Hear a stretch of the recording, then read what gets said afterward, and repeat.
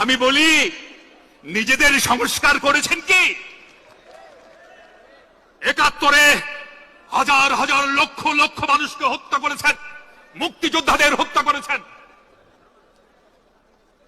ওদের বাড়ি হানাদার বাহিনী চিন্তা না, ডেকে ডেকে নিয়ে চিনিয়ে দিয়েছেন। কত মা বোনের সম্ভ্রমহানি করেছেন। মাপ চেয়েছেন? মাপ চেয়েছেন? ঘরে ঘরে গিয়ে মাপ চেয়েছেন? এখন বলে সংস্কার চাই।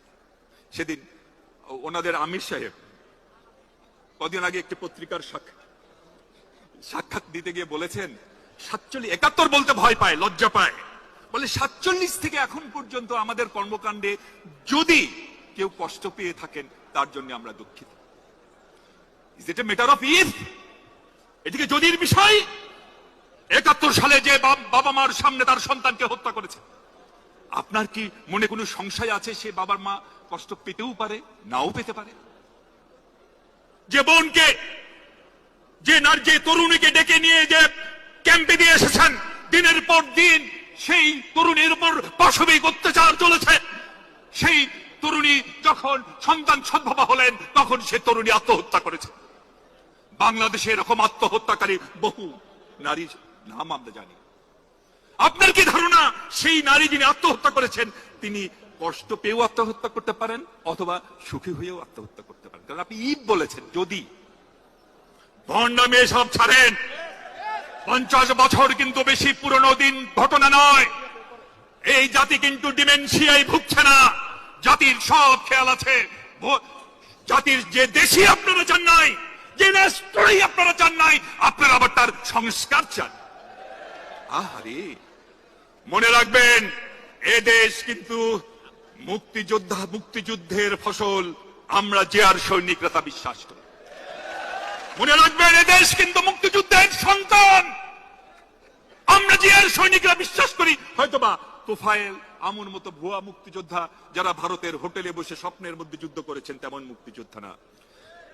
সেই জিয়াউর রহমান, সেই এমএজি ওসমানী, সেই মেজর জলিল এবং সেই হাফিজউদ্দিনের মতো রোহাঙ্গনের মুক্তিযোদ্ধাদের দেশ এটি। এই দেশে রাজনীতি করতে পারলে, যদি করতে চান, ক্ষমা চেয়ে মাথা নিচু করে রাজনীতি করবেন। বসতে দিলে খেতে চায়, খেতে দিলে শুতে চায়। আরেকটি আমি শেষ করবো, জাস্ট রাজীব, জাস্ট 2 মিনিট। আরেকটি দল, এটা কি, এটার নাম হচ্ছে কি, এটা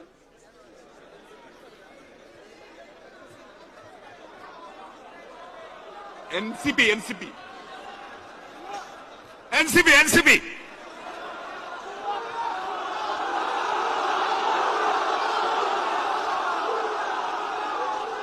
আমি বহু বছর আগে এদের কর্মকাণ্ড, এদের নিয়ে বলেও তো সময় নষ্ট, যাই হোক, আমি বহু বছর আগে সচিবালয়ে গিয়েছিলাম। বহু বছর, এর মধ্যে আর যায় নাই। তখন সচিবালয়ে একটা ডে কেয়ার সেন্টার ছিল, একটা ছিল।